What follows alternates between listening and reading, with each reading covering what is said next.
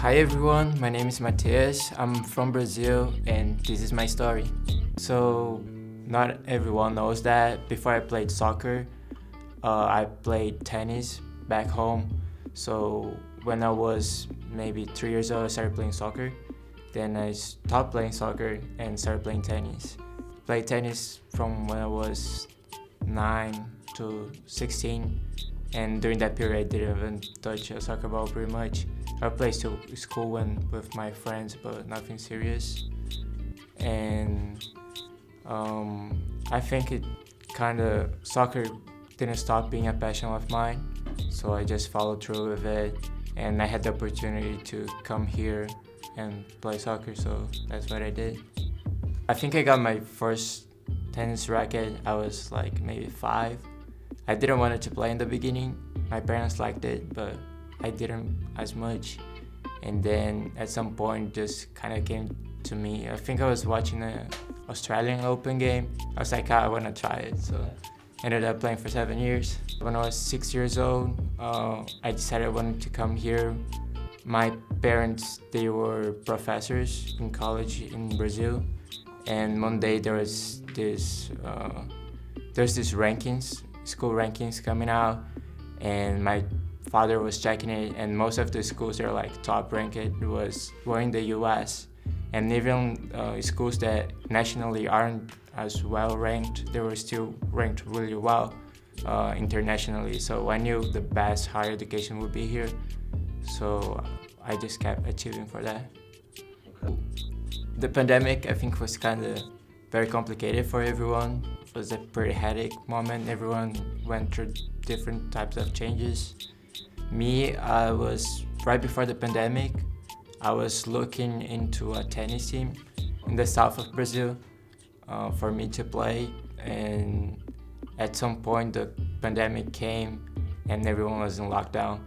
I wasn't really sure what I wanted to do, but a couple months after we started lockdown was over, and I was like, okay, I either move there now before they restart lockdown, or I don't. So I was 16.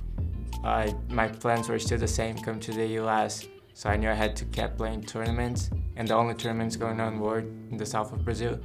So I just moved there. Like, took me 3 days to decide to move, and that was mid of May. I lived by myself without my parents, but with some friends. They were all around my age, and for 7 months in the south. And then one day I got a call from my father got a call from my previous coach I had for soccer about this event that was going to happen. There were going to be some college coaches for soccer, and he asked me if I still played. I said that I didn't, but he said, oh, that's no problem. With pandemic, a lot of kids haven't been playing for a while, so might at least try. So I just went and played. I got a few invitations, but I will have to come here in the beginning of the year, so January. I didn't want to do that. So in Brazil, you graduate in December, but I wanted to take the 6 months and start in the fall. So I wasn't really sure what I was going to do, and then I just didn't take the teams. And then when April came, I got a call from a person that was looking for colleges for me here in the US. They had come in contact with Coach Trainer here on the soccer team at Nichols, and I just thought it was a great fit.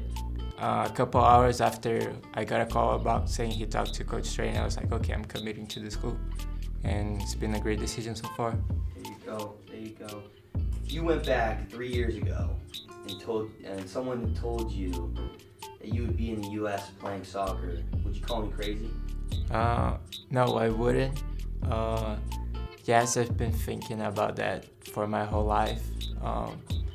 Playing a sport in the United States has been a dream of mine since I was 6 years old, something that I achieved for.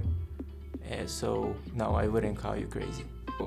My parents always taught me to take the opportunities when they came and to say yes to things.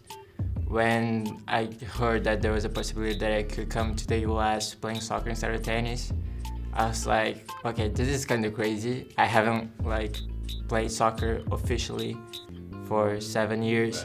Right. I had played for my school futsal like maybe 3 years tournaments. We got to like 2 semifinals, but it wasn't an official thing. And I just thought it was kind of crazy, but I was like, okay, yeah, might as well try it. And things kind of just built up, and I'm glad they did, because if I hadn't said yes to play that in front of those coaches, I wouldn't have decided to go back to playing soccer, and I wouldn't be here. Right. If you could go back, is there anything you would change, or? I don't think I would change anything. Sometimes I think about what would have happened if I never played soccer, but I also think that I wouldn't have met a lot of people that I met, so I don't think I would change anything.